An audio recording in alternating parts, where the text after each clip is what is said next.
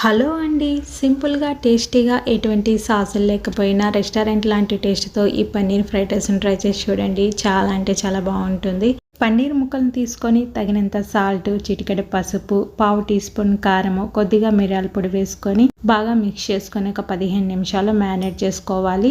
ఇప్పుడు స్టవ్ వెలిగించుకొని స్టవ్ పైన కడాయి పెట్టుకొని 2 స్పూన్స్ ఆయిల్ వేసుకొని ఆయిల్ హీట్ అయ్యాక మనం మ్యారినేట్ చేసుకున్న పన్నీర్ ముక్కలను వేసుకొని ఫ్రై చేసుకొని పక్కన పెట్టుకోవాలి. ఇప్పుడు స్టవ్ వెలిగించుకొని స్టవ్ పైన కడాయి పెట్టుకొని 3 స్పూన్స్ ఆయిల్ వేసుకొని ఆయిల్ హీట్ అయ్యాక సన్నగా చాప్ చేసుకున్న 4 వెల్లుల్లి రెబ్బలు, సన్నగా చాప్ చేసుకున్న ఒక ఆనియన్ కూడా వేసుకొని దోరగా ఫ్రై చేసుకున్నాక ఒక చిన్న కప్పు సన్నగా తరిగిన క్యారెట్ ముక్కలు, సన్నగా తరిగిన క్యాప్సికమ్ ముక్కలు, కొద్దిగా క్యాబేజీ వేసుకొని పావు టీ స్పూన్ పసుపు వేసుకొని తగినంత సాల్ట్ కూడా వేసుకొని వెజిటేబుల్స్ అనేటివి దోరగా ఫ్రై చేసుకున్నాక ఉడికించుకున్న అన్నాన్ని కూడా వేసుకొని స్పైసెస్ తగ్గట్టు ఒక స్పూన్ రెడ్ చిల్లీ పౌడరు, కొద్దిగా మిరియాల పొడి వేసుకొని మనం ఫ్రై చేసుకున్న పన్నీర్ ముక్కలు కూడా వేసుకొని బాగా మిక్స్ చేసుకొని ఫైనల్ గా కొత్తిమీర వేసుకొని స్టవ్ ఆపేస్తే ఈ పన్నీర్ ఫ్రైడ్ రైస్ చాలా అంటే చాలా టేస్టీగా ఉంటుంది. ఒకసారి ఇలా ట్రై